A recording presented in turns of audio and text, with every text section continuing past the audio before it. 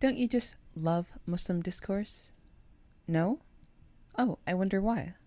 Something that I find really amusing when talking with Muslims is that whenever there's a discussion, if someone brings evidence and the other person realizes they don't have any good rebuttal, what do you think is the conclusion that this person comes to?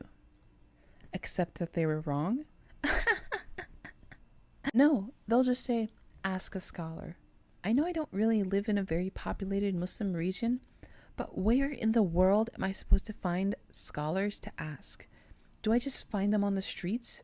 Or do you seriously want me to fly all the way to an Islamic university to get the chance at meeting a scholar to settle an online discussion? Sorry, no, I don't just have scholars on speed dial, and neither do you. The problem is that these people don't want to accept that they may be wrong. Even if you bring clear evidence that goes against their argument or presupposition, they can't admit that they're wrong. There is no form of humility within people. The reason is because they've taken being wrong as kufr. They've taken fiqh so extreme that everything is kufr. And because of that, they don't ever want to realize that they're wrong because that'd be falling into kufr. So to alleviate that mess, they try to pin everything on a scholar in hopes that there may be some hidden information that only they know that will refute this person. When you use this tactic, you get to end the discussion without losing and, if anything, believing that you've come on top. Because what's a follow-up that the other person can say? No, I don't want to talk to a scholar. That makes you look like you don't care about the truth. I mean, seriously, what a trump card. When in doubt, ask a scholar.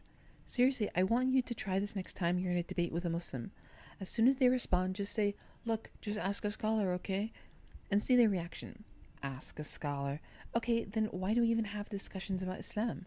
By the same token, you should never discuss Islam, only ever ask scholars. And look, so what? Maybe I'll talk about this another time, but people overvalue actions and undervalue niyyah, which means that they're so afraid that anything that they're doing that they don't even know is haram will send them to hell. So, in that mindset, you desperately need to know what is correct and what is wrong. And since we don't have the Prophet here to tell us, what is the next best alternative? Ijma'. Ijma' is a funny thing because, yes, if the majority agree on one position, the chances are that it's probably the strongest view, and you should go with the most accepted consensus in any field. But poor ijma'. It's abused so much. Why do I say that? Because there's no way we could substantiate something as ijma'. How are we supposed to know every scholar in history's view on a matter and then calculate how many agree and how many disagree? Ijma' is a nothing burger. It's just used to make you feel like your argument is stronger without actually knowing if your argument is correct or not.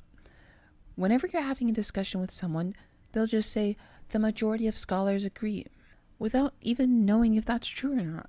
They're so desperate to be right, so no matter what you say, they'll just refer to the scholars. You know what's so beautiful about this? It makes them seem like an authority.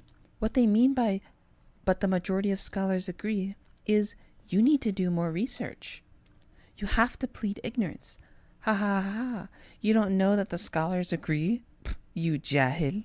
It's so funny to me when people use this because in my experience, when they say scholarly consensus, I ask them, like whom? You know how I know they don't know? Because they say, give me a minute. And at best, they'll link you some fugazi looking article or some rando video of a scholar.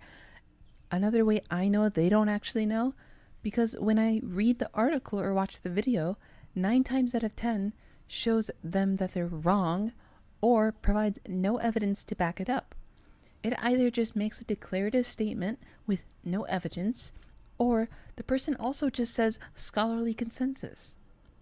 But look, none of this actually matters. You know why? Because nobody's honest. Islamic discourse online isn't about what's right, it matters what's popular. So long as you're the loudest or have a crowd of other people that agree with you, you'll always be right and come on top. An analogy I'll draw is with sports. Current and previous athletes prefer to just watch other players instead of stats. Because with the amount of technology and stats tracked, you can make anyone look good and anyone look bad. Compare this with Muslims today, who have 1400 years of scholarly work. You can find anything and anyone to agree with you, and anything and anyone to disagree with someone. It's not honest. So, with that in mind, don't fall for stupid traps like these. Try to call them out when someone uses them, and while you're at it, say hi to that invisible sheikh for me. Wassalamu alaikum.